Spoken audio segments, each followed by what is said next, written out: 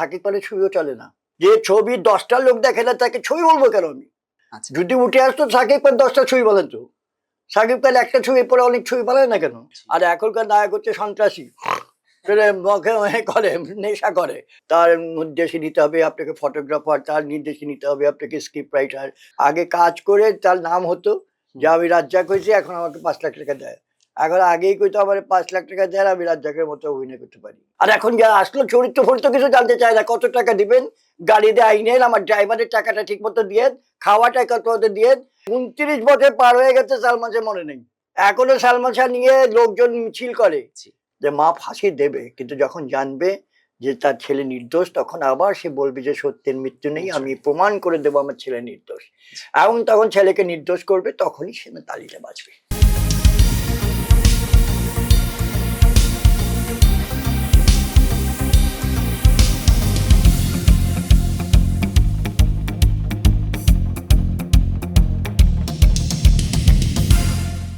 সুপ্রিয় দর্শক, শিকড় টিভি কানাডার বিশেষ আয়োজন আপনাদেরকে স্বাগতম। আজকের অতিথি এমন একজন ব্যক্তিত্ব যিনি একাধারে কাহিনীকার, চিত্রনাট্যকার, পরিচালক এবং সবশেষে প্রযোজক। বাংলা চলচ্চিত্রকে দর্শকপ্রিয়, জনপ্রিয় করে তোলার পেছনে ওনার অবদান বিশেষভাবে উল্লেখযোগ্য।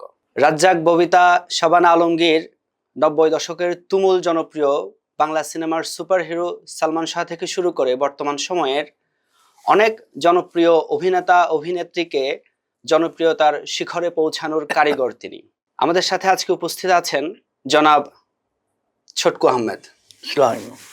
কেমন আছেন? ভালো আছি। এখন এই সময় যেরকম থাকা উচিত ওরকম আল্লাহর রহমতে আছি। এখনো কি কাজ নিয়ে ব্যস্ত আছেন নাকি কিছুটা অবসর? হ্যাঁ, কিছুটা অবসর, কিছুটা কাজ। মানে এখন আমার তো 80 বছর মানে পা দিয়ে দিয়েছি। এখন 2-1টা কাজ করি, কিছু অনুদানে গল্প লিখি, কিছু নাটকের স্ক্রিপ্ট করি, আর কিছু আড্ডা মারি। বেশি এখন আড্ডা নিয়ে আছি, এবং চলচ্চিত্র বিষয়ক সেমিনার, চলচ্চিত্র বিষয়ক এইসব সাক্ষাৎকার অনুষ্ঠানের মধ্যেই এখন আমার দিন কাটছে। আপনার শুরুটা তো অনেক আগের, এখন প্রায় 50 বছর হয়ে গেছে। না, 54 বছর। 54 বছর, আমি 72-এ করেছি। এখন 72 যদি ধরি তো 54, আর নাহলে 53 বছর। আপনি তো একাধারে ছিলেন কাহিনীকার, চিত্রনাট্যকার, পরিচালক, প্রযোজক। জি, না এগুলো একবারে হয়েছে। মানে প্রথমে ছিলাম চিত্রনাট্যকার, তারপরে কাহিনীকার হয়েছি, তারপর পরিচালক হয়েছি, তারপর প্রযোজক হয়েছি। মানে ওয়ান স্টেপ বাই স্টেপ, মানে আস্তে আস্তে একসঙ্গে মানে একসঙ্গে সব এতগুলো একসঙ্গে কিভাবে সামলাচ্ছেন? আসলে ব্যাপার কি, ওই যে গল্প লেখাটা আমার ছোটকাল থেকে অভ্যাস। আমি ছোটকালে বিভিন্ন সাহিত্য পত্রিকা গল্প লিখতাম, ওখানে নাটক করতাম, কাহিনী করতাম। তো গল্পকে নাটকে করা, সেগুলো আমি ছোটকালে করেছি। তো ওগুলি থেকে আস্তে আস্তে বিভিন্ন কাজ দেখে, বিভিন্ন ছবি দেখে দেখে চিত্রনাট্যটা রপ্ত করে ফেললাম। আর পরিচালনা তো আমার রক্তের সাথে মিশে আছে, ডাইরেকশনটা। আর টাকা দিয়ে প্রডিউসার হতে হয়। প্রডিউসার হতে হলে একটা ছবি বানাবার জন্য যে অর্থ, সেটা লগ্নি করতে হয়। তো সেটা যখন আমার সমর্থ হয়ে গেল, তখন আগে কিন্তু আমি প্রযোজক ছিলাম না, আস্তে আস্তে হয়ে গেলাম। যেমন বুক ভরা ভালোবাসা, সালমানের বুকের ভিতর আগুন যেটা মারা গেল, ওই যে ফেরদৌস করলো, এগুলো আমার প্রডিউসারের ছবি। আচ্ছা, আমরা ওই বিষয়ে আসছি। আমরা জানি আপনার জন্ম বিক্রমপুরে। আপনার বাবা একজন সরকারি কর্মকর্তা ছিলেন, আপনার মা একজন স্কুল শিক্ষিকা ছিলেন। তো আমরা বেসিক্যালি যেরকম ধারণা করি, এই ধরনের ফ্যামিলির মানুষজন আসলে ফিল্ম জগতে আসাটা একটু ডিফিকাল্ট। না, এদিক দিয়ে আমার বাবাও ছিল নাটক করতো। আমার আব্বা ছিলেন সিভিল ডিফেন্স, যেটা হলো ওই যে ইয়ার্ড রেডের সময় ডিফেন্স করতে হতো। সিভিল ডিফেন্স মানে মানুষকে কেমন করে আত্মরক্ষা করা যায়, এগুলো আবার নাটকের মাধ্যমে সে করতো। সে এমনি শেখাতো সিভিল ডিফেন্সে কেমন করে ট্রেঞ্চ কেটে বিপদের সময়, যুদ্ধের সময় ওখানে চলে যেতে হবে। এগুলো আবার সে নাটক করে করে এগুলো মানুষকে দেখাতো যে আপনারা এইটা করবেন, ফার্স্ট এড এইভাবে নেবেন, ওয়ার্ডেন সার্ভিস এইভাবে দেবেন, এইভাবে সে রেস্কিউ করবেন। সেগুলো উনি নাটক করে করে করতো। উনি এমনিও দেখাতো, এগুলোও করতো। উনি একটা ছিল বড়। তো উনার ওখান থেকে উনি নাটকটা মানে এগুলো গল্প নিজেই করতো, এবং সেখান থেকে আমার এই অনুপ্রেরণা। আপনার মা তো স্কুল শিক্ষিকা জি জি জি জি। তো উনি আপনার এই ফিল্ম জগতে, নাটকের জগৎ আর মানে স্টেজ শো বা আপনার এই যে আমরা মঞ্চ নাটক যেগুলো বলি, ওইটা আর ফিল্ম জগৎ তো আলাদা। ওনার কাছ থেকে কোনো অবস্টাকলস ছিল? না না না, উনি আমার একবার বলেছিল যে আমি ওই যে ইঞ্জিনিয়ারিং চাকরিটা যখন ছাড়লাম, তখন মাকে বলছিলাম আমার চাকরিটা ছাড়ছি কারণ এখানে অনেক ঘুষ, এখানে জি। কোনো পদে পদে ঘুষ। ইঞ্জিনিয়ার এখানে ঠিকাদারে এসে বলে স্যার এখানে একটা সই করে দেন, মেজারমেন্ট বুক একটা আছে জি। এমবি, ওইখানে সই করে দেন, আপনি এত হাজার ফিট খাল তৈরি করেছে, আমি করনি তো স্যার করে দেন না আপনাকে। মানে এই ঘুষ টুসগুলোর জন্য আমি পরিহার করে এই সংস্কৃতি মনে আসছি। তখন মা একবার বলছিল যে তুই যে ঘুষকে অপারেট করলি, সিনেমা কি তার চেয়ে ভালো নাকি? জি। আমি বললাম হ্যাঁ। আমার বন্ধুরা মাঝে মাঝে বলে যে তুই আজকে থাকতে চিফ ইঞ্জিনিয়ার হতিস, কৈরি হয়ে গেলি তুই কি তোর। আমি কি, আমার নাম এখন টেকনাফ থেকে তেঁতুলিয়া সবাই চিনি, ছোটকু আমার বললে ব্রিগেডিয়াররাও দাঁড়িয়ে এ করে, জি। দাঁড়িয়ে যায়। জি। তো আমার এই যে নামটা, এটা তো টাকা দিয়ে পেতাম না। জি। চিফ ইঞ্জিনিয়ার হলে গাড়ি বাড়ি পেতাম, কিন্তু এটা তো নামটা আর পাওয়া যেত না। জি। তা আমার এই নামটার জন্যই আমি কাজ করেছি। এবং মানুষের সবারই উচিত নিজের নামটাকে যাতে জন্ম নিয়েছি এই পৃথিবীর বুকে স্থাপিত করা যায় সেরকম কাজকর্ম করা উচিত। আমি ওই দিক দিয়ে করেছি। আপনার অনেক সিনেমা বর্তমান সময়ে ক্লাসিক হয়ে গেছে। আপনি কি মনে করেন সিনেমার অতীতের পরিবেশ আর বর্তমানের পরিবেশ আলাদা? হুম, বর্তমান তো ডিজিটাল। আগে আমরা জি। অ্যানালগ সিস্টেম করতাম, বিরাট বিরাট ক্যান থাকতো, ফিতা থাকতো, ফিতা দিয়ে শুট করতো, 24 ফ্রেমে একটা সেকেন্ড যেত।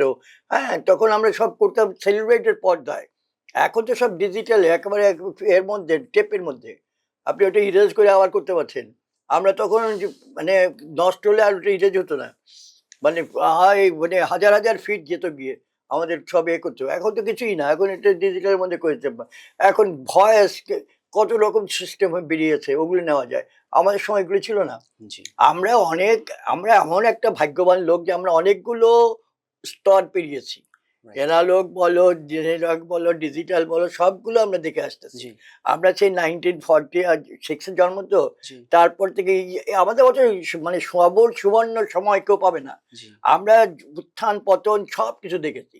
আমরা সিনেমা যেমন করে উপরে সেমন করে ক্লাসিক সিনেমা, স্বর্ণালী যুগের সিনেমা জি। করেছি আমরা। আবার এখনকার কমার্শিয়াল যুগে করতেছি, এখনকার ডিজিটাল সেই মারমির কাট ভাঙচুর এসব হচ্ছে। তো আমরা সবই করছি। তো আমরা ডিজিটালি উত্তীর্ণ হওয়ার পর থেকে আমাদের চলচ্চিত্রটা গল্প ছেড়ে একটুখানি আনুষঙ্গিক দিকে বেরিয়ে গেছে। জি। একটু মারামারি, কাটাকাটি, ভাঙাভাঙি, কমার্শিয়ালাইজ আর হয়ে একটু গেছে। চিৎকার। আগে নায়ক থাকতো কারা? যে একটা কলেজের ফার্স্ট বয়, একটা জি। প্রফেসর, একটা ইঞ্জিনিয়ার, তারা হয়তো নায়ক, আদর্শবান, কথা বলতে আদর্শবান। জি। আর এখনকার নায়ক হচ্ছে সন্ত্রাসী, করে মুখে করে, নেশা করে। এখনকার নায়ক হচ্ছে রংবাজ। হ্যাঁ, যে গোটা সমাজের এটাই চেঞ্জ করে দিয়েছে ওরা। এখন ওইটার এই যে বাইরে ছেলেরা ওগুলি দেখে দেখে ওরা এরকম করে। জি। হ্যাঁ, তো আমরা যে যুগে ছিলাম সেই যুগ থেকে এখনকার যুগটাই উল্টে পাল্টে দিয়েছে প্রেম। তো আমরা চাচ্ছি যে ওটাও হোক, আর একটু ভালো ছবি, জি। সামাজিক পারিবারিক ছবি হোক। আপনি কি বলতে চাচ্ছেন আসলে চলচ্চিত্রের মাধ্যমে সমাজে এখন ভুল মেসেজ যাচ্ছে, তরুণরা বিপথে ভুল যাচ্ছে? মেসেজ তো যাচ্ছেই, আবার ভালো মেসেজও যাচ্ছে। জি। কারণ চলচ্চিত্র হচ্ছে একটা বৃহৎ গণমাধ্যম। জি। মানে এই দিয়ে যত মানুষকে তুমি যত তাড়াতাড়ি মানে উপলব্ধ করতে পারবে বা তা উদ্বুদ্ধ করতে পারবে, সেরকম আর কোথাও পারবে না। জি। চলচ্চিত্র একটা বিরাট ভূমিকা আছে সমাজের জন্য। জি। আগে একটা নায়িকার নাম শুনেছো তোমরা, চম্পা, জি। ওই ববিতা সুচন্দার বোন, বোন। আমাকে ফোন করে বলতো, ছোটকু ভাই এটা কি হচ্ছে টেলিভিশনে? আমাকে কেন কি হলো? নাটকের মধ্যে সব অশ্লীল ভাষা কি, জি। মানে যারা আমরা বলি না, ওই তোর মালিক ওই এরকম করে জি। আমরা ছেলে মেয়েকে শিখাই যে এই শুদ্ধ করে কথা বলবি। অথচ টেলিভিশনে অশুদ্ধ ভাষায় নাটক হচ্ছে, জি। রেডিওতে অশুদ্ধ ভাষায় নাটক হচ্ছে। তো এগুলি কি শিখবে বাংলায়? আমি কই এগুলি আমাদের স্ল্যাং দেশের ইউজ ভাষা। হচ্ছে। এখনকার কি নাটকে দেখো, সবকিছু দেখো, ভাষার কোনো পাবে না। জি। সব মানে চলতি ভাষা। এই তুই আমার বাসায় আসিস, এমন করিস, এমন করে।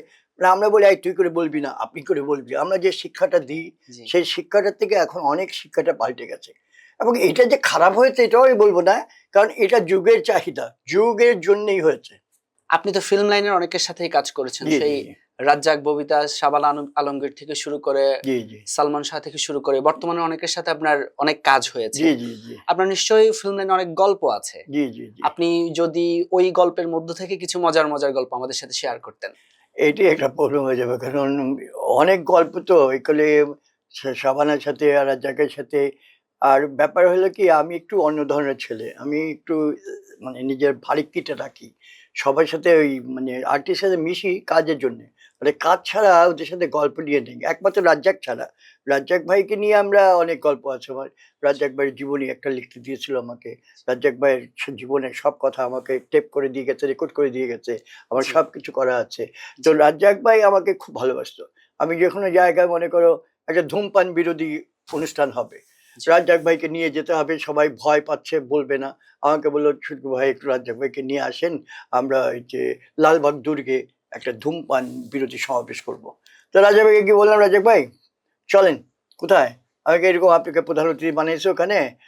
আরে না না কিসের, আমি কই যে ধূমপান। কয়, ধূমপান তো আমি ডেলি করি, ডেলি 10টা করে ধূমপান সিগারেট করি, আমি ধূমপানের বিরুদ্ধে কি করে কথা বলবো?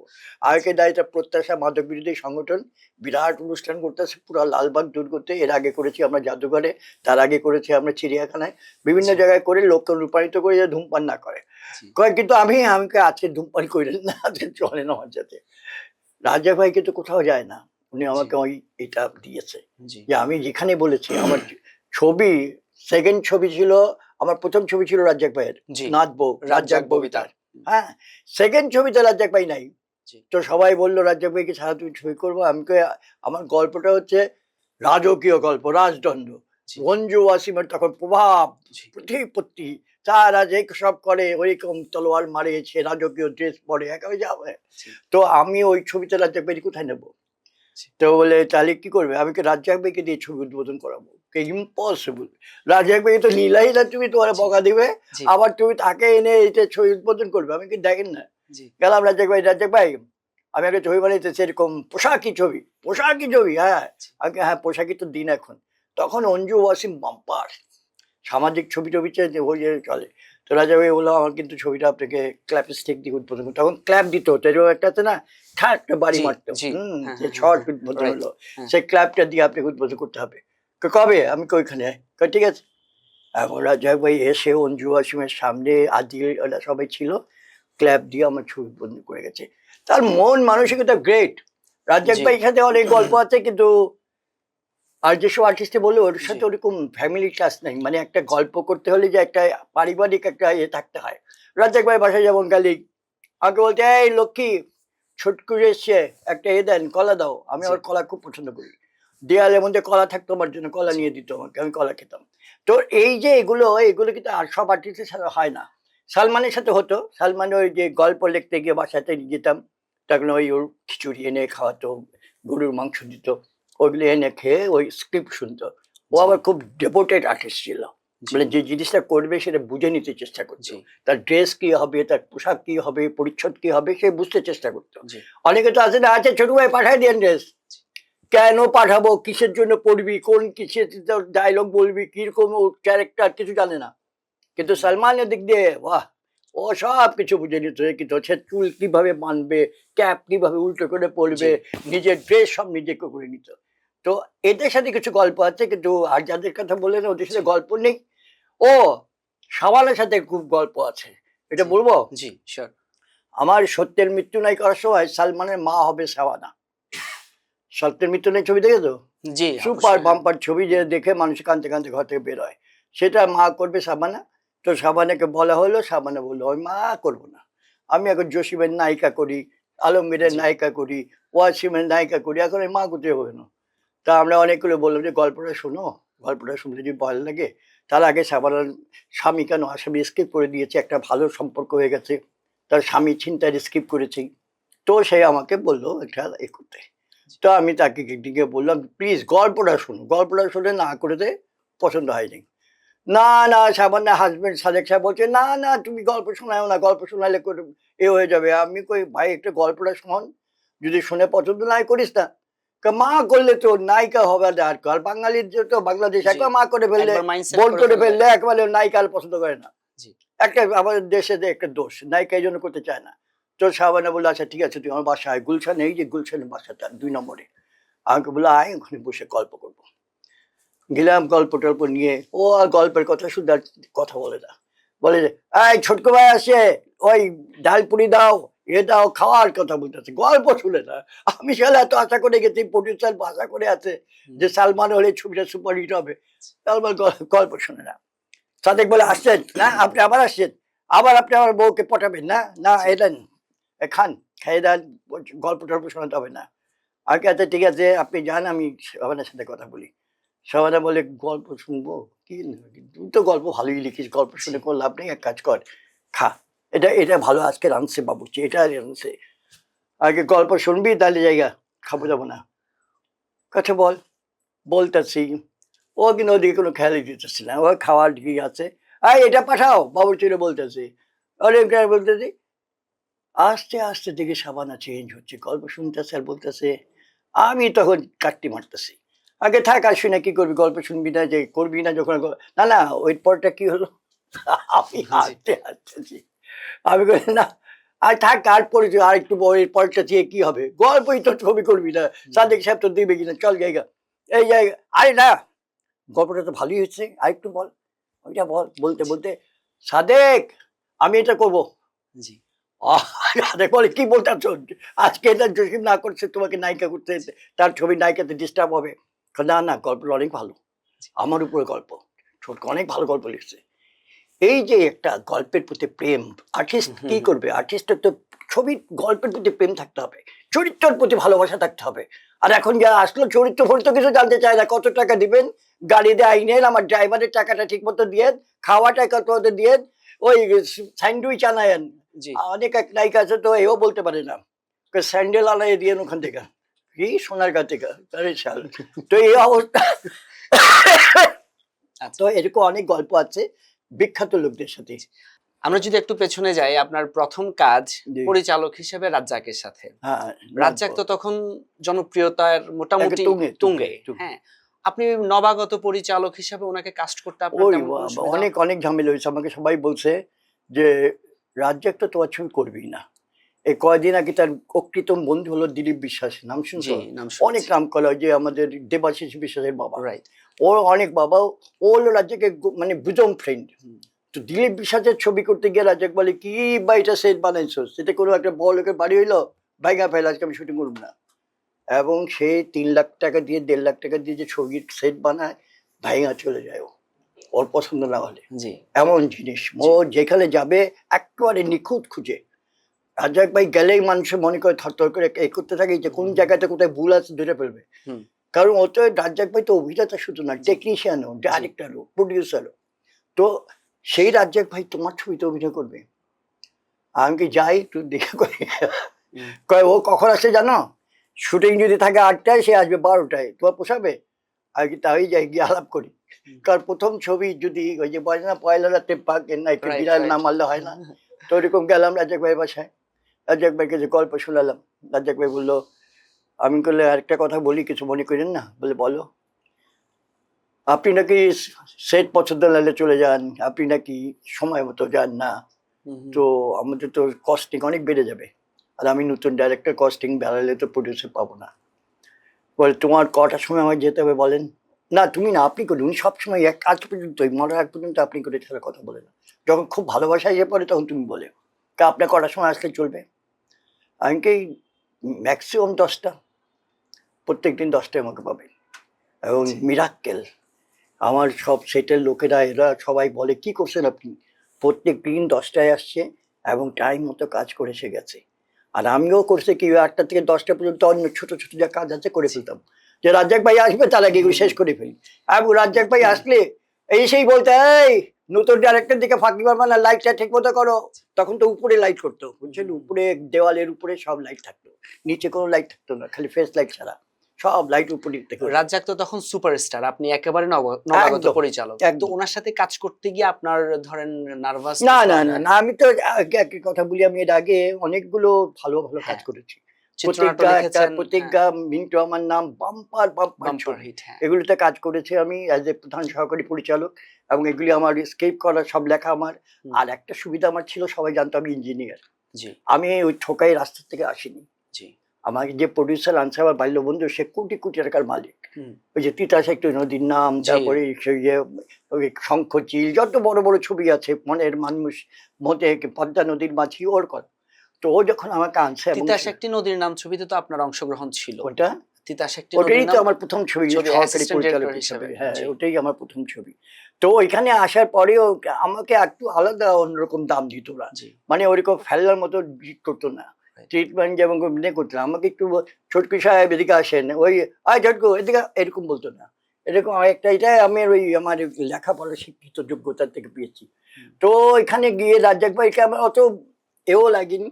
আর ব্যাপারটা হচ্ছে কি, আমি নাটক করতাম তো, অনেক নাটকের থেকে স্টেজে আমার থেকে স্টেজ ড্রামাতে ইংলিশ অনেক কঠিন, সিনেমা তো কাটবেন পারবেন, স্টেজ ড্রামাতে ফ্লুয়েন্টলি আপনি স্টেজের মধ্যে বলে যেতে হবে। আপনি প্রম্পটারে কথা শুনছেন কি শুনছেন না, আপনাকে বলে যেতে হবে নিজের থেকে বানিয়ে কথা, মানে আপনাকে কোনো ছাড় নাই, ওই দর্শক বসে থাকবেন আপনার জন্য, কিছু না। তো এই জন্য ভয়টা একটু কম ছিল। আচ্ছা, আমরা যদি একটু পেছন থেকে বর্তমানের দিকে আসি, আমরা এক সময় দেখেছি 90 দশকের দিকে যদি আমরা তাকাই, রাজ্জাক, আলমগীর থেকে শুরু করে রুবেল, তারপরে আপনার হচ্ছে ওমর সানি, সালমান শাহ, ইলিয়াস কাঞ্চন, এরকম অসংখ্য নায়ক ছিল এবং সবারই ছবি হিট যাচ্ছিল। সেখান থেকে আমরা যদি আরেকটু পরে আসি, মান্নার একটা যুগ ছিল, মান্না চলে যাওয়ার পরে একটা বিশাল শূন্যতা তৈরি হয়েছে। না, মান্নার সাথে সাথে সালমান শাহ এসে পড়ছিল, সালমানটা কিন্তু ভালো।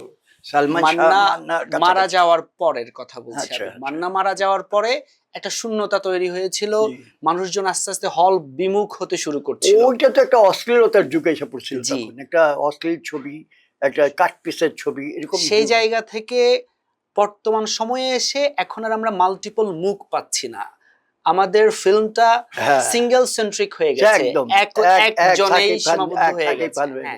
মানে আগে যেমন 10টা হিরো হিরোইন ছিল, এখন নাই, সবাই ব্যবসা সফল ছিল, সবার প্রতি লগ্নি করা টাকা উঠে আসতো একদম। আমরা না চললেও ছবির টাকা উঠে আসতো, এখন একক নির্ভরতা বেড়ে গেছে। এই জিনিসটা আপনি কিভাবে? এই জিনিসটা আমি খুবই খারাপ ভাবে দেখি, কিন্তু করার কোনো উপায় নেই।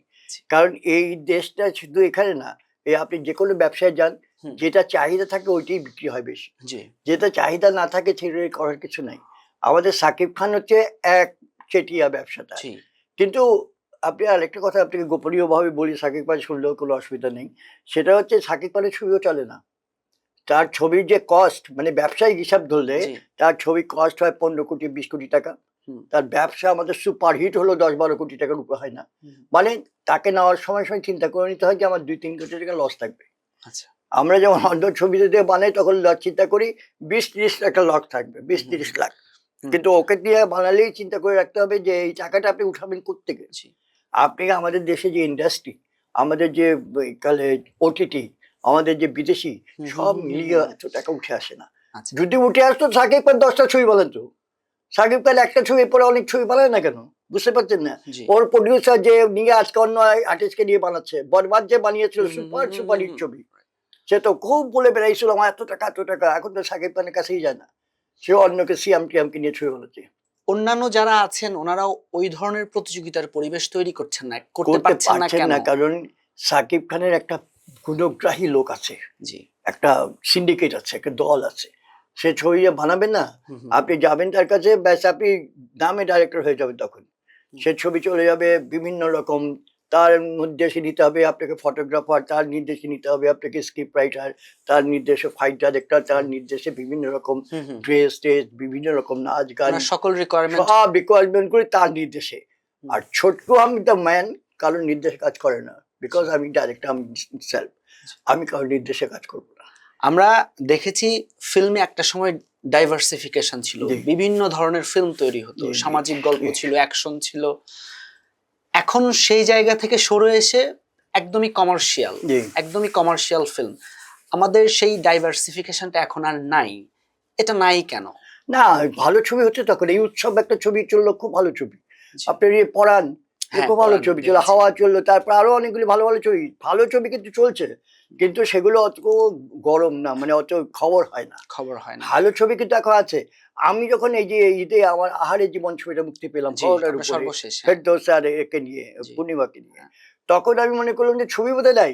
যখন সেন্সর বোর্ডে ছবি জমা দিতে যাই, তারপর দিয়ে আমি নিউজ করছিলাম যে ওখানে গিয়ে কলে 16টা ছবি আছে, তারপরে আপনার তো সেন্সর হবে।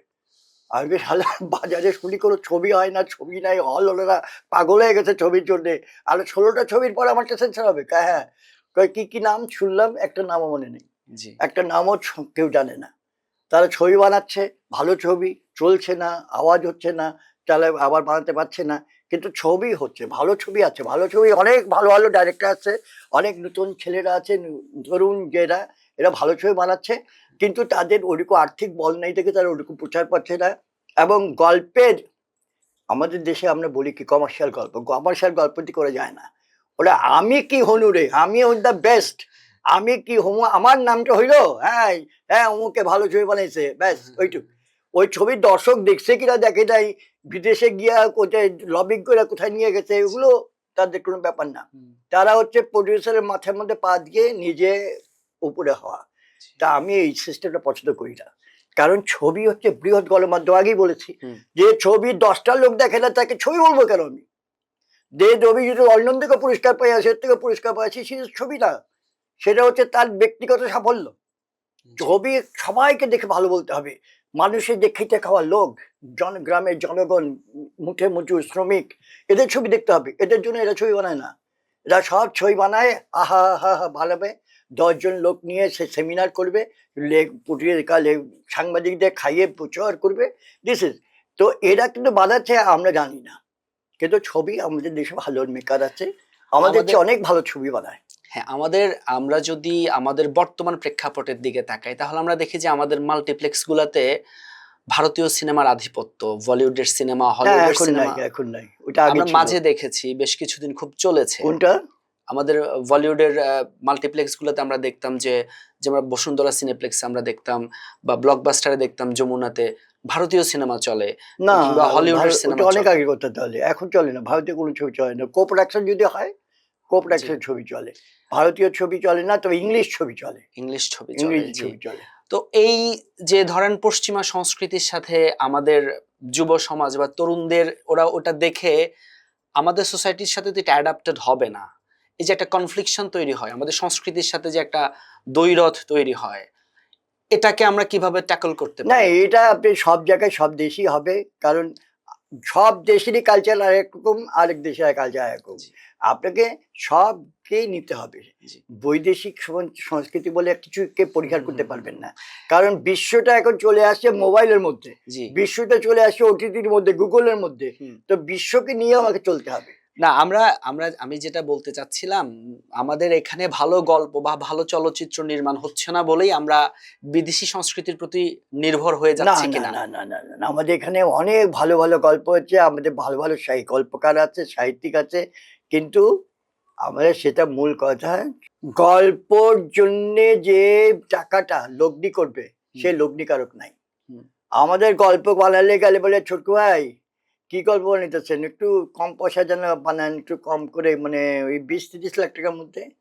এখন মার্কেট হচ্ছে 100 কোটি টাকা, 200 কোটি টাকা, আপনি 20-30 লাখ টাকার মধ্যে কিছুই বানাবেন।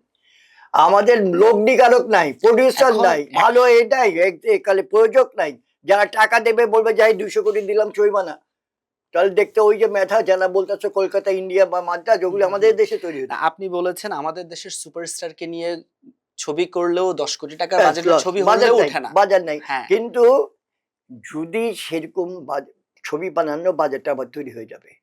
এখন তো বাজার নাই, বাজার করতে হলে তোমাকে ভালো মার্কেটিং প্রোডাক্ট দিতে হবে। এখন এই ছবি যদি তুমি ভালো করে 100 কোটি টাকা দিয়ে ছবি বানাও, তো লন্ডন তোমার ছবি কিনবে, মিডিল ইস্টে তোমার ছবি যাবে, রাশিয়ারা তো ছবি নেওয়ার জন্য পাগল, এরা ছবি নেবে। তো আমাদের ছবি তো কোথাও যাচ্ছে না, ইন্ডিয়ার ছবি গেল সারা পৃথিবী ঘুরে বেড়াচ্ছে, আমাদের ছবি শুধু বাংলাদেশে 2-1টা ওই যে আর্ট ফিল্ম ওগুলো যায়, ওগুলো গিয়ে তো কোনো লাভ হয় না। আমাদের দেশে তো সিনেমা হলও নাই, আমাদের সাথে ছবি সিনেমা হল নাই, ঈদ হলে সিনেমা হলগুলি জেগে উঠে, মানে ভালো ছবি হলে, মানে সাকিবের ছবি, এরকম খুবই কম সংখ্যক। হ্যাঁ, ছবি আমি আবার বলতেছি যে আপনার যদি ভালো ছবি ভালোভাবে ভালো গল্প নিয়ে ভালো টাকা দিয়ে বানাতে পারি, আবার সিনেমা হলে 1200-1300 হয়ে যাবে। এটা আমি কয়েকদিন আগে এক সাক্ষাৎকার দিয়েছিলাম, এতে এনটিভিতে বলেছিলাম এই কথাটা, যে আমাদের মূল লগ্নিকারক যদি টাকা পয়সা হলে না, এখন সবাই চায় অল্পতে করতে, অল্পতে করতে করতে পাবলিক অল্প হয়ে গেছে, এখন সিনেমা হলে অল্প লোক যায়, মানে কিছুই হয় না, অল্প করে করে আমরা একদম শেষ হয়ে গেলাম। তোমাকে আর একটা গল্প বলি, এর মধ্যে সিম্পল গল্প। আমি যে কলকাতায় একটা ছবি করতে গেছিলাম, প্রথম যখন কোপ্রোডাকশন করতে গেলাম, বুঝছো, আমার শেষ যুদ্ধ, ওরা নাম দিয়েছিল এরই নাম প্রেম, এরই নাম ভালোবাসা।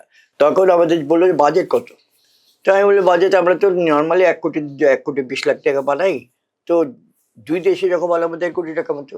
কি বলেন, আমরা তো এখানে ছবি বানাই 15 লাখ টাকা দিয়ে, স্বপন সাহা ছবি বানাই 15 লাখ টাকা দিয়ে। তো ওদের দেশে তখন ছবি হতো 15 লাখ টাকা দিয়ে, আর আমরা করতাম 1 কোটি টাকা দিয়ে। আর এখন আমাদের দেশে 15 লাখ টাকা দিয়ে ছবি হয়, আর ওদের দেশে এখন 10 কোটি 20 কোটি টাকা দিয়ে ছবি হয়। কলকাতার চৌকিরা তখন 1 কোটি টাকা দিয়ে ছবি শুনে হার্টফেল করতো যে শালা 15 লাখ টাকা দিয়ে আমরা ছবি বানিয়েছি, এই বানিয়েছি। তখন দেব আসেনি।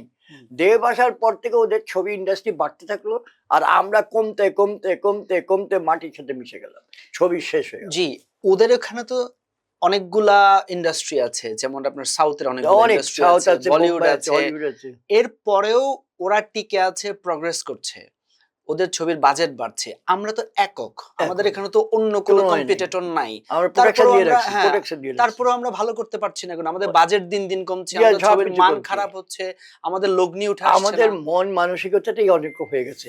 আমাদের কলকাতার লোকেদের সপ্তাহে একটা দিন থাকতো সিনেমা দেখার জন্য, হুম। আর আমরা এখন সপ্তাহে একটা দিন করি খাওয়ার জন্য। এখন আমাদের খাওয়া কালচার এসে বলছে, সিনেমা কালচার, বিনোদন কালচার, নাটক দেখার কালচার একদম শেষ, ফিনিশ হয়ে গেছে। এখন আমাদের খালি এই একটা ভালো হোটেল করছে অ্যাট দ্য টেবিল, চলো ওখানে যাই। একটা ভালো হোটেল এসে ওখানে চলো, বউ পোলাপান নিয়ে আমরা ওখানে যাই, কোনো কিছুতে যাই। জি, তো আমরা কালচারকে আস্তে আস্তে নিজেরাই নিজে নষ্ট করে ফেলতেছি। জি। তো আমাদের দেশে উন্নতি হবে কি করে, টাকা ঢালবে কে? আচ্ছা, আপনি নাটকের কথা বললেন। জি জি জি, নাটক বাংলা নাটক তরুণদের মধ্যে যথেষ্ট ভালো সাড়া অনেক, অনেক, ফেলছে। অনেক, বাংলা অনেক। নাটক একেবারে মাস পিপল, আমার গণমানুষের জামাইরাই দেখে। কাছে পৌঁছে যাচ্ছে, মানুষ দেখছে। ইভেন আমাদের নাটক পশ্চিমবঙ্গে কলকাতায় ভালো সমাদৃত হচ্ছে। ওখানকার আর্টিস্টরা, ওখানকার মানুষরা আমাদের আরে আগে ওই নাটকের যে এ গল্পের লাগাই তো, এন্টিনা জি, লাগাই তো, আর হ্যাঁ। এ লাগাই দিয়ে দেখতো জি, সকাল সন্ধ্যা। জি, এই যে আমাদের ছবি বানাইতে বলে বাংলা, হ্যাঁ। সব এন্টিনা লাগাই জি। লাগাই ওরা কলকাতায় দেখতো, আর বলতো এত সুন্দর নাটক হয়। হ্যাঁ, আমাদের তো হয় না। আমাদের নাটক এত ভালো করছে, নাটক মাস পিপলের না, কাছে এখন পৌঁছাচ্ছে, নাটকের ওই গুণ নাই। নাটকের এখন হয়ে গেছে একচেটিয়া ব্যবসায়িক চিন্তা ভাবনা, জি, একটু হয়ে গেছে। কিন্তু নাটক আমাদের তুলনায় অনেক ভালো, ভালো করছে। আমাদের তুলনায় ভালো। নাটকের প্রোডাকশন অনেক বাড়ছে, প্রচুর নাটক হচ্ছে। তো আপনি এটা মানে কি নাটকের লগ্নিকারক বেশি বা হ্যাঁ, হুম, নাটকের লগ্নিকারক বেশি। যে কর্পোরেটরা যারা হ্যাঁ, আছে কর্পোরেট তারা করে কি, তাদের বিজ্ঞাপনগুলো এখন নাটক বানিয়ে দেয়। হ্যাঁ, আগে তারা বিজ্ঞাপনের জন্য একটা বাজেট রাখতো, যে বাজেটটা সবাইকে দিত। জি, হ্যাঁ, এখন যে বিজ্ঞাপনটা দিয়ে করে কি, ওগুলো চালাক হয়ে গেছে। হ্যাঁ, এখন বলে নিজেরাই নাটক বানায় দেয়, জি, নিজেরাই ওদের বিজ্ঞাপনও করে, ও করে। হ্যাঁ। নিজেরা আবার চয়েস করে দেয়, ওই যে অপূর্বকে নিবা, ওই যে শুভকে নিবা, হুম, হুম, ওখানে নিবা, নিজেরাই করে দেয়। জি, তো এখন আমাদের কর্পোরেটরা ঝুঁকে গেছে নাটকের দিকে, জি, এবং নাটকে একটা সিনেমাতে বেশি টাকা এখন খরচ করে।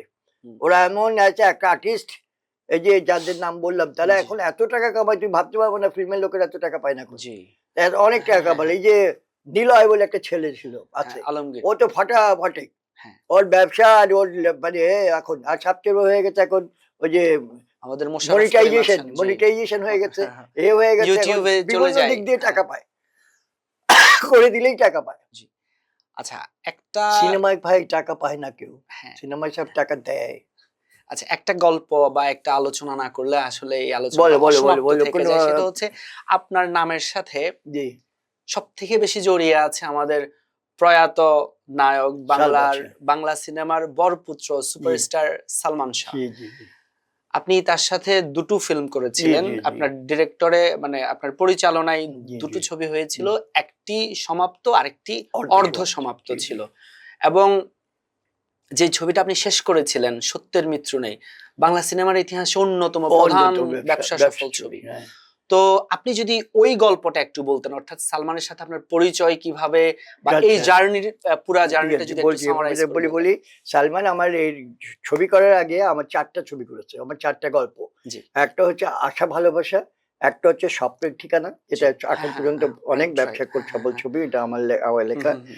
আর একটা ওই যে তোমার তুমি আমার, হ্যাঁ। এগুলো সব সুপারহিট ছবি। হুম, হুম, আর একটা করেছে আবার, এখন মনে পড়ছে না, 4টা ছবি করেছে, আমার গল্প লেখা লাগে। হুম, হুম, হুম। এই 4টা ছবি করে সালমানের সাথে আমার একটা সম্পর্ক ভালো হয়ে গেছিল। সেই সালকে করার জন্যে, তারপরে যখন সালমানকে গিয়ে বললাম, আর আমার প্রোডিউসার এমন একটা গল্প নিয়ে আসছিল, এটা তো প্রোডিউসার কিন্তু সত্যের ভিতরে আমি না, এক ভদ্রলোক, সেটা আমার জন্য ঈশ্বরের বরপুত্র, মানে আল্লাহ দিয়েছে আর কি। চিটাগাং এর একজন ব্যবসায়ী, চিটাগাং এর বিরাট ব্যবসায়ী, ওনার নামে ওখানকার রোডের নাম। হ্যাঁ, জি হ্যাঁ, সেইখানে সে একটা সিনেমা হলের মালিক সানাই, সেইখান থেকে আসছে সেই লোকটা। আমাদের এক প্রডিউসারের কাছে, নাম করা প্রডিউসার শফি বিক্রমপুরীর পাশে, ওনার ভাই আইবিসির দিকে, ওনার কাছে যে বারেক বিল্ডিং এর মোড়, ওই যে বলবে জি, যে জি। যেটা আগে পোর্ট আছে ওখানেই Right. তার এটা বারেক বিল্ডিং, ওর বাবা জি। বারেক সাহেব। সে হঠাৎ করে চিটায় কক্সবাজারে রামু পাহাড়ে, আমি তখন শুটিং করছি, এজে মিন্টুর অ্যাসিস্ট্যান্ট হুম, সহকারী পরিচালক, সেখানে গিয়ে হাজির। আমি বললাম যে ভাই কি ব্যাপার, কি আপনার কাছে পাঠিয়েছে, আমি একটা ছবি বানাবো আপনাকে দিয়ে।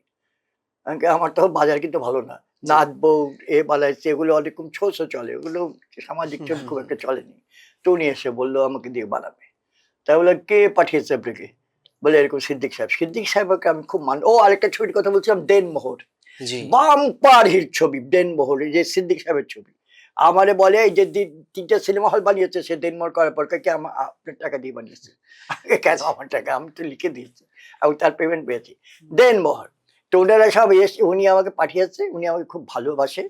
এসে তো ওই আসে বললো যে আপনাকে দিয়ে আমি একটা ছবি বানাবো, আগে গল্পটা কি বলো। তো গল্পটা বললো যে এক মা সাক্ষী দেবে তার ছেলের বিরুদ্ধে, ছেলের ফাঁসি হবে। হুম। ও ধর্মিয়া, বাংলাদেশে মা আর ছেলের মতো সম্পর্ক, প্রিয় সম্পর্ক কোথাও হয় না। মা সাক্ষী দেবে ছেলের বিরুদ্ধে, এই গল্প তো চলবেই না। মা যদি সাক্ষী দেয়, মা আর ছেলে সম্পর্ক নিয়ে আমাদের গল্প হয়, টানাটানি হয়, মা ছেলে, এটা যে কত মায়া দয়া থাকে। আর তুমি বলতেছো মা ছেলের ফাঁসি দেবে।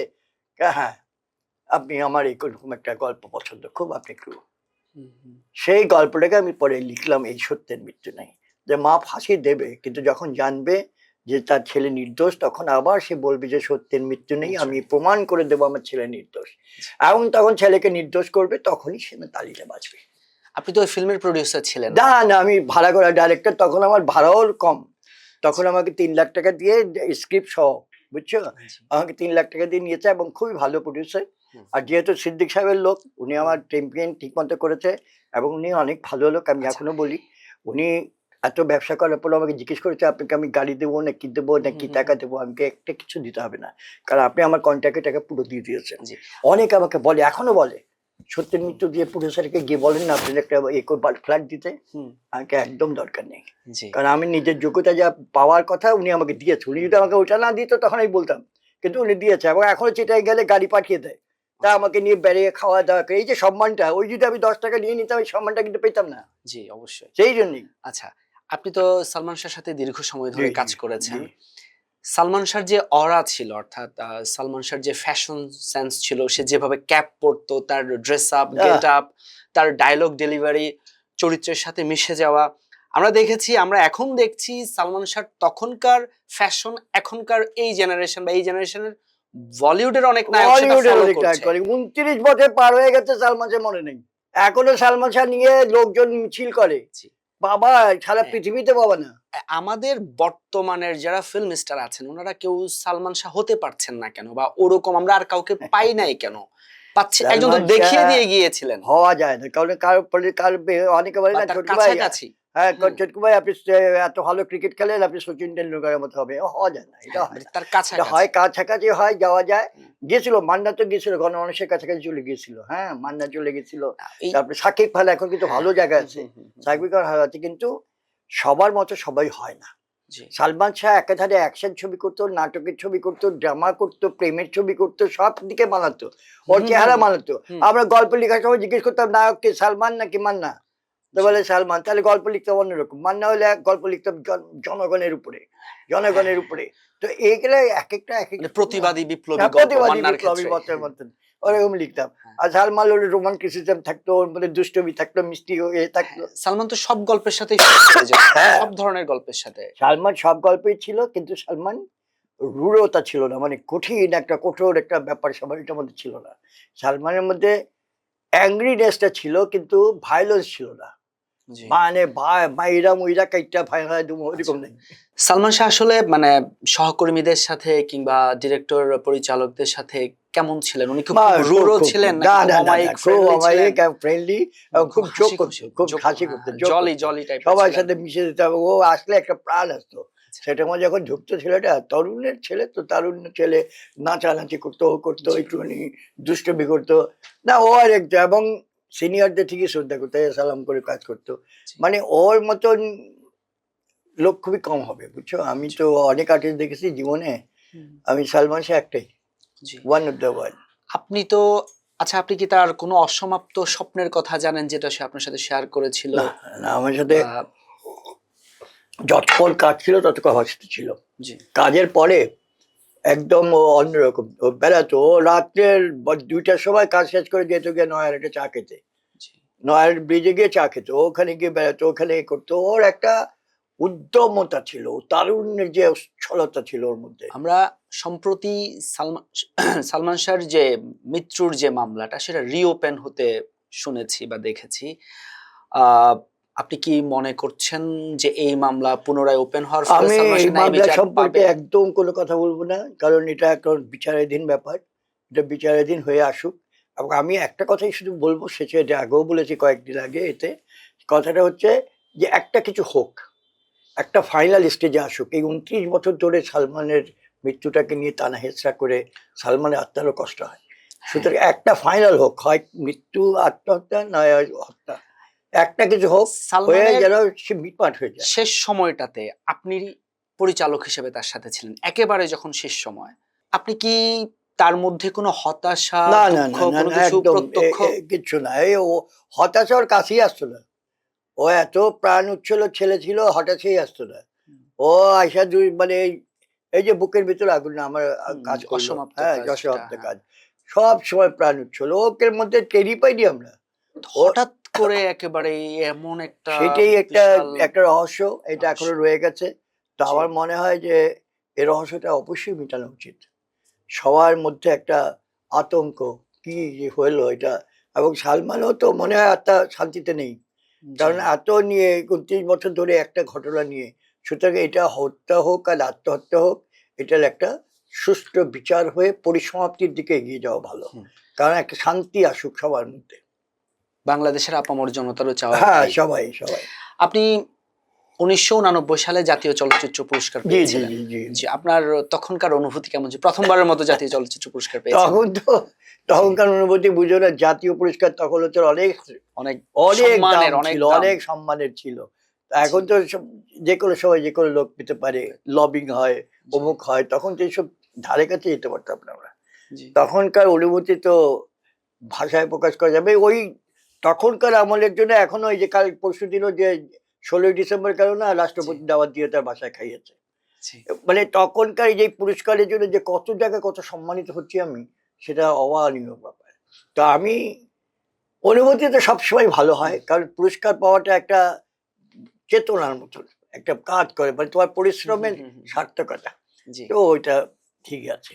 জি। আমরা আগের যে হিরোগুলা দেখি বা আগের যে নায়করা ছিলেন রাজ্জাক, আলমগীর, জি, তারপরে আপনার ইলিয়াস কাঞ্চন, জি, জি, ওদের জি। সাথে বর্তমান জেনারেশনের যে অ্যাক্টররা আছে, ওদের মধ্যে আপনি আসলে আচরণগত, গুণগত, অভিনয় দক্ষতা এগুলোর মধ্যে কোনো ডিফারেন্সেস খুঁজে পান কিনা? একটুখানি পাই, আর সব ঠিকই আছে, আগেকার চেয়েও অনেক ভালো ছেলে এখন আছে, আবার আগেও অনেক ভালো ছেলে ছিল, অনেক অভিনেতা ভালো ছিল, ভালো কাজ জি, করতো। আমাদের তো অনেক ভালো ছেলে ছিল। কিন্তু ব্যাপারটা হচ্ছে যে একটুখানি গুণগত পার্থক্য, আগেকার লোকেরা কাজ করে টাকা কামাতো, এখন টাকা কামাবার জন্য কাজ করে। এই জি, ডিফারেন্সটা, বুঝছো? আগে কাজ করে তার নাম হতো যে হুম, আমি রাজ্জাক হয়েছি, এখন আমাকে 5 লাখ টাকা দেয়। এখন আগেই কইতো আমার 5 লাখ টাকা দেয়, আমি রাজ্জাকের মতো অভিনয় করতে পারি। এই হলো ডিফারেন্সটা, বুঝছো? তা আমরা চাই যে সবাই এসে আগে ছবি করুক, আগে অভিনয়টা দেখাক, তারপর তার পারিশ্রমিক হোক। হুম, আরেকটা কষ্ট আমাকে দেয়, সেটা হচ্ছে নতুন একটা ছেলে, তোমাকে আমি সুযোগ দিলাম, জি, তোমাকে নিয়ে ছবিটা করলাম, ছবিটা সুপারহিট হলো, হুম, তুমি একটা টাকাও আমার কাছে নিলে না। জি, কিন্তু যেই সুপারহিট হয়ে গেল গো, তুমি পরের ছবিটা আমরা চাইবো তুমি ভালো করে করো হুম, বা এতে করো, তখন তুমি গেলে মানে 20 লাখ টাকা না দিলে আমি করবো না। এই যে আমরা যে আর্টিস্ট বেক করি, আর্টিস্ট বানাই, এই আর্টিস্ট গুলো ইন্ডাস্ট্রিতে কোনো ভালো কাজ করতে দেয় না। সুন্দরভাবে যে আরো কয়েকটা ছবি করবো, আরো 6টা হুম, ছবি হুম, হোক, হুম, এরকম হয়।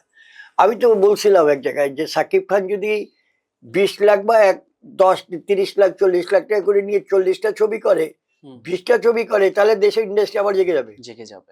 প্রিয়তমা দেখার পর বাইরে এসে বলছে 10টা সাকিব খান নাই কেন? 10টা সাকিব খান থাকলে প্রিয়তমার মতো সুপার সুপার হিট ছবি আসতো। বাংলাদেশের ফিল্ম ইন্ডাস্ট্রি আরো জেগে যেত, হল একটা গিয়ে 1600 হল বেরিয়ে যেত গা। কিন্তু আমাদের লোকেরা ওইটুকু কাজে আগে চিন্তা করে আমি ওইটা দিয়ে একটা বাড়ি করব, গাড়ি করব, অনুদানের টাকা পাই, কি করে জানো না? অনুদানের পরে টাকা পেয়ে প্রথমে চিন্তা করে একটা ফ্ল্যাটের জন্য রেখে দিলাম, তারপর ছবিটা বানাই। তো এই যে কিছু লোকের মেন্টালিটি, সবাই না, কিছু লোকের মেন্টালিটি, এটাই দিয়ে আমাদের সবচেয়ে খারাপ। মানি মেকিং মেশিন হয়ে যাচ্ছে, কিন্তু শিল্পী হও, মানি তোমার পিছু দৌড়াবে সেটা না, তুমি আগেই টাকার পিছু দৌড়াচ্ছ। তুমি আর্টিস্ট আপনি হলে, হ্যাঁ 2024 সালে সর্বশেষ ছবিটা করেছিলেন। জি, আহারে জীবন। আপনার পরবর্তী কোনো কাজের পরিকল্পনা আছে কিনা? এই বা যে করছেন হ্যাঁ, কিনা? এখন একটা কাজ করছি আমি, এটার উপদেষ্টা পরিচালক। এই যে আহারে একালে হঠাৎ বৃষ্টি, আবার হঠাৎ বৃষ্টি, হঠাৎ বৃষ্টি অনেক আগে হয়েছিল, জি, আবার শুরু হয়েছে, এটা আবার হয় যে শেষ ফিল্মের মাধ্যমে পর্যায়ে। ফেরদৌস স্টার হয়ে হ্যাঁ, গিয়েছিল। আবার হঠাৎ বৃষ্টি। আর একটা অনুদানের ছবির জন্য গল্প জমা দেব। গল্পটা হচ্ছে খোলা জল। হ্যাঁ, জি, আপনি পরিচালক হিসেবে থাকছেন পরিচালক হিসাবে। ছবিতে। তবে এগুলো জি। মানে চেষ্টা করা আমাদের, জি। কোনটা যে হবে কোনটা হবে না আমরা কিছু বলতে পারছি না। জি। কারণ এখন আমিও ছবি বানাতে পারি, কিন্তু আমাকে অনেক প্রডিউসার এসে বলে, ছোটকু ভাই বানান না ছবি। আমি কি বানাবো, টাকা কোথায়? টাকা আমরা দেবো, খালি একটা শর্ত। আমি কি শর্ত? আমার কোনো লাভ দিবেন না, কিছু দিবেন না, আমার আসল টাকাটা উঠিয়ে দিবেন। আমি কি পারবো না। একটা লোককে ডেকে এনে তার টাকা দিয়ে ছবি বানাবো, সেই ছবি চলবে না, হলে মানুষ যেতে চায় না। সাকিব খান থাকলে যায়, আর কোনো আর্টিস্টের নাম শুনে হলে যায় না। এই যে বিখ্যাত বিখ্যাত আর্টিস্টের কথা বলো না, তারা অনেক নিজেরা বিখ্যাত হয়ে গেছে, নিজেরা টাকা হয়ে গেছে, কিন্তু প্রডিউসারই গিয়ে দেখো কাঁদতেছে। নবাগত বা অল্প কিছুদিনের মধ্যে আসা কোন নায়ককে আপনার কাছে খুব সম্ভাবনাময় মনে হয়? আমরা রিসেন্টলি দেখেছি শরীফুল রাজ আছেন, ওরা তো ভালো, সিয়াম শরীফুল আছেন। রাজ তো ভালো আর্টিস্ট, জি। অনেক ভালো আর্টিস্ট, শিয়ামও ভালো আর্টিস্ট। এদের মধ্যে আমাদের কোন নায়কটাকে আপনার মানে না, এরা নবাগতদের নায়ক মধ্যে? বলো না, এখন সিনেমার নায়ক is not the character artist, গল্প মানে গল্পের প্রধান চরিত্র। ওরা নায়ক হয়ে যে প্রেম করতে হবে, হ্যাঁ তুমি কেমন আছো, এইসব না এখন ছবির। এখন ছবির নায়ক হচ্ছে ছবির চরিত্র, জি। সেই চরিত্রের মতো যদি অভিনয় করার জন্য এখন এরা ভালো। শরীফুল রাজের কথা বললে খুব ভালো আর্টিস্ট, সেই যে ও আর ভালো আর্টিস্ট, নিশু তো অনেক ভালো আর্টিস্ট, এরা সব ভালো আর্টিস্ট। ব্যাপারটা হচ্ছে যে নায়ক কেন্দ্রিক ছবি বলে, ওই যে রোমান্টিক গল্প এখন হয় না, এখন সব রোমান্টিক হয় তো অন্যরকম গল্প, ওই জন্য নায়ক ওরকমই হয়। তো আমার কথা হচ্ছে যে এরা সবাই ভালো, কিন্তু এটা এমন জায়গায় একটা করে যে নিচ হয়ে যায় না, তারপরে পৌঁছানো যায় না তাদের কাছে। আমরা আসলে মানে বলিউডের দিকে যদি তাকাই, নায়ক কেন্দ্রিক ছবি চলে। হ্যাঁ, যদি সালমান খান একটা ফিল্ম করে, ছবি চলে, আরে বাবা, লগ্নি উঠে না আসে, না, ওদের প্রফিট হ্যাঁ করে। নায়ক কেন্দ্রিক ছবি হয়। আচ্ছা, আমাদের দেশে কি এই ধরনের মানে সুপারস্টারের অভাব নাকি গল্পের অভাব? আমরা আসলে না না, গল্পের কোনো অভাব নেই, সুপারস্টারই নেই এখন আমাদের এখানে। একজন আছে সাকিব খান, চলছে। আর তো যেগুলি আছে সেগুলো তো ওই একটা দুটা ছবি বেরোয়, এবং তারপরেও তাদের টাকা উঠে কিনা সন্দেহ আছে, কারণ ওই প্রডিউসারকে দেখি না নেক্সট ছবিটা তাদের নিতে। তখন আমার মনে হয় যে কি ব্যাপারটা, এত ছবির ব্যবসা নেয় না কেন? আমরা যদি অন্যান্য ফিল্ম ইন্ডাস্ট্রির দিকে তাকাই, আমরা দেখি যে নারী চরিত্রকে কেন্দ্র করে ফিল্ম তৈরি হয়। আমাদের দেশে কি সেটা হচ্ছে না কেন? না না, নারী নারী চরিত্র প্রধান চরিত্র হয়ে কেন্দ্র উঠতে করে না, পারছে না কেন? ইন্ডিয়া তো হয় না, কোথাও হয় না। নারী চরিত্র বিশেষ বিশেষ ছবি হয়, হ্যাঁ, যেমন বিশেষ রাজিয়া সুলতানা করবা তুমি, তো নারী চরিত্র কেন্দ্রিক হতে হবে।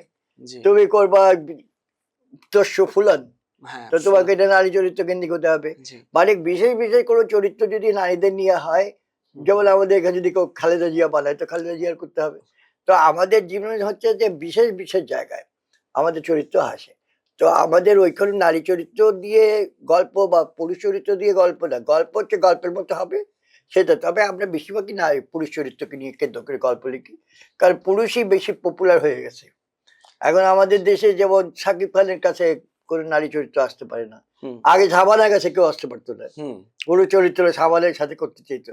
তো ওরকমই ডে বাই ডে এরকম হবে।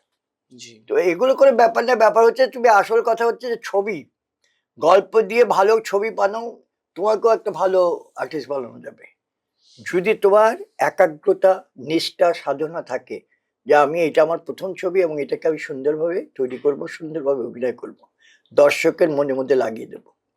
তো এটা যদি না থাকে তো তুমি হাজার ছবি বানানোর কোনো লাভ নেই। দর্শক যদি প্রিয়তা না করতে পারো, জনপ্রিয়তা না অর্জন করো, তাহলে ছবি হুম। ওরকমই হবে। আপনি মান্নার সাথে ছবি, হ্যাঁ, আমি মান্নার সাথে ছবি করেছি, এই যে আপনার পরিচালনায়। হ্যাঁ হ্যাঁ, প্রতিবাদী মাস্টার, মুশা সদাগর আর আমি প্রডিউসার, মিশা দিয়েছে অর্ধেক টাকা, আমি দিয়েছি অর্ধেক জি, টাকা। মিশা সওদাগরের সাথে আপনার খুবই ও আমার খুবই- ছেলে। খুবই ভালো সম্পর্ক হ্যাঁ, আমরা ও জানি। আমার ছেলে হ্যাঁ, তো।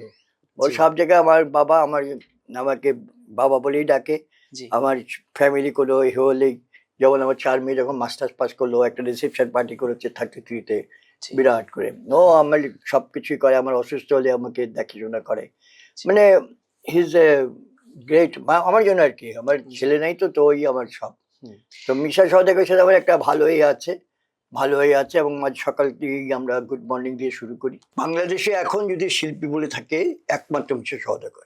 সে ভিলেনের থেকে শুরু করে, সে কমেডিয়ান থেকে জাতীয় পুরস্কার ২ বার পেয়েছে।